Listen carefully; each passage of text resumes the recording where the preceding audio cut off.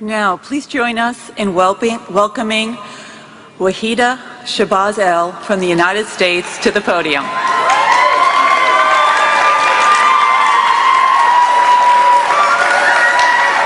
Ms. Shabazz-El is a founding member of the U.S. Positive Women's Network, National Organizer for CHAMP, Community Advisory Board Chair for Penn Center for AIDS Research, and a long-term member of ACT UP Philadelphia.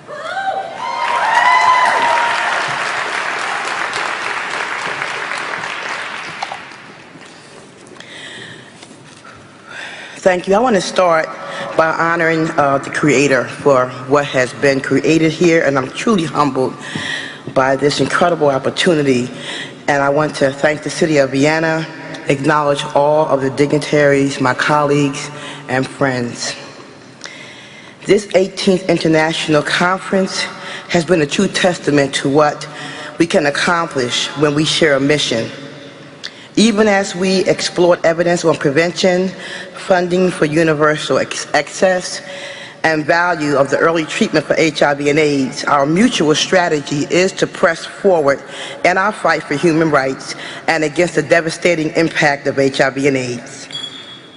Commonly, we aspire to live in a world free from stigma and discrimination, irrespective of who we are, where we come from, or what we believe in.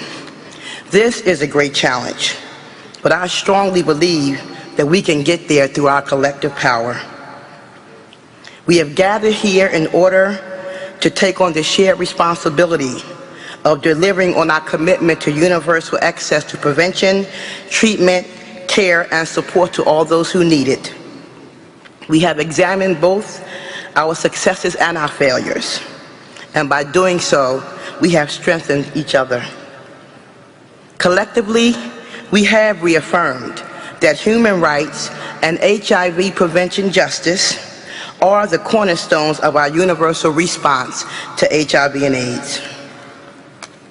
Around the world, we face systemic human rights violations.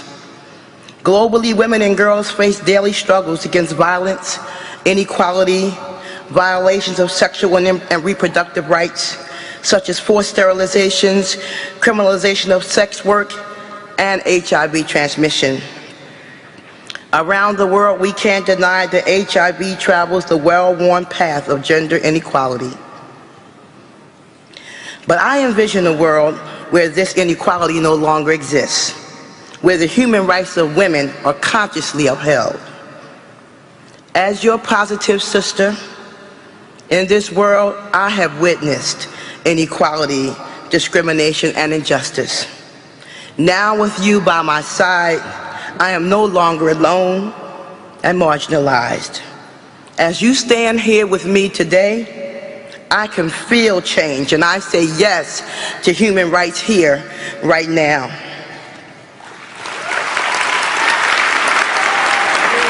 Moving forward, can our lessons bring real victories? We must meaningfully involve women and girls living with HIV in all aspects of policy making, program development, implementation, and monitoring. And we need properly resourced programs that address the realities of our lives.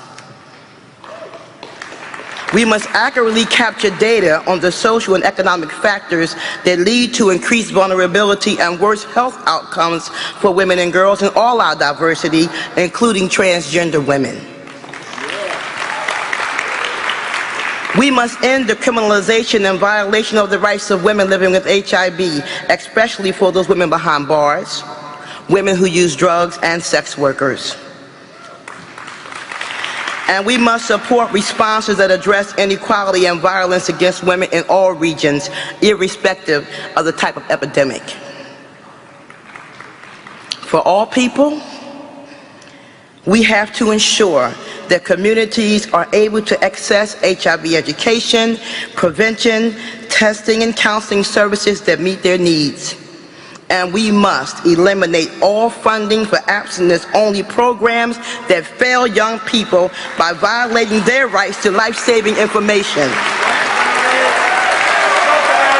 All people with HIV have the right to work, to have full and satisfying sexual lives, to bear children, and access high-quality HIV care that meets their needs.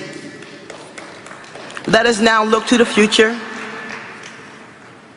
In 2 years, we welcome you to our nation's capital in Washington, D.C. Please understand that you will be coming to a country that is still very much a work in progress when it comes to addressing HIV and AIDS within our own borders. We will require your support to end the AIDS crisis both inside and beyond our borders. No one person or country has all the answers. We all have much to learn.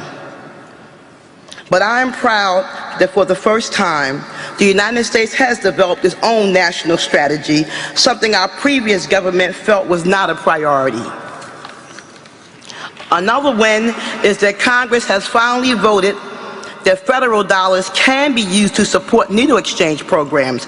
This is a vote for human rights, a vote for evidence-based protection, and a powerful reminder that clean needles save lives. Also, under the leadership of President Barack Obama, my country has finally lifted its outrageous travel ban on HIV-positive people entering the country. This makes it possible for the 19th International AIDS Conference to return to the United States after a 23-year absence. However, it disturbs me that two of the most vulnerable populations, sex workers and drug users, will not be allowed to legally enter the United States to participate in the International AIDS Conference 2012 in Washington, D.C. We face many more difficulties in the United States. We witness more and more people being placed on waiting lists for life-saving ARVs. We have enormous wealth, but many people, including those with HIV, are homeless. 1 in 4 persons living with HIV in the United States is estimated to spend time behind bars each year. More than half of all African American men who have sex with men are HIV positive. And every 9.5 minutes, a person is infected with HIV, disproportionately people of color and women. In fact, over 60% of all new infections diagnosed in women are among women of color, and primarily African American women. In my country, infections through all modes of transmission have increased, and overall HIV prevalence in Washington, D.C. is higher than some countries with the severest epidemics. Stigma is very much alive. The rights of people with HIV are routinely violated, and our religious leaders are just beginning to understand their role in this epidemic. Please understand that you will be coming to a country that needs your assistance. Bearing in mind these challenges, let us affirm our commitment to the work we must achieve during the next 2 years, wherever we live. When we reconvene in 2 years, we must be able to declare that we stood by our commitments to reach universal access and kept HIV on the global agenda as a human rights imperative. That we ensured that HIV remained amongst the highest funding priorities for our leaders. That we continue to educate and support people with HIV to advocate for themselves and their communities. That we created spaces and programs at decision-making tables for women and girls living with HIV. And my sisters, we must be able to declare that we have prepared ourselves to assume those roles. That we mentored young people and supported their leadership. And that we have provided information about HIV and AIDS regardless of language or access to technology. We have our work cut out for us. Right now, as we end this conference, let us resolve to greet Washington, D.C. with unforeseen strength born out of the vows echoed here, right now. This fight is not over. It's just beginning, and from Vienna's shores to Washington, D.C., we will hold each other and our elected leaders to their obligations and their promises to fight HIV and AIDS around the world.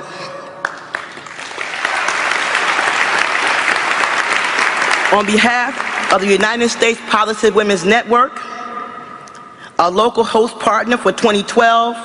I welcome you to Washington, D.C. in 2012.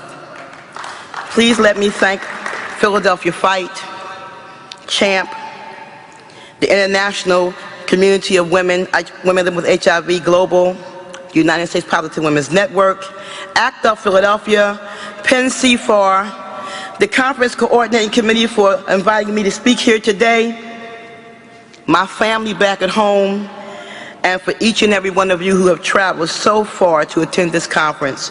I pray your travels home are safe, and may peace be with you.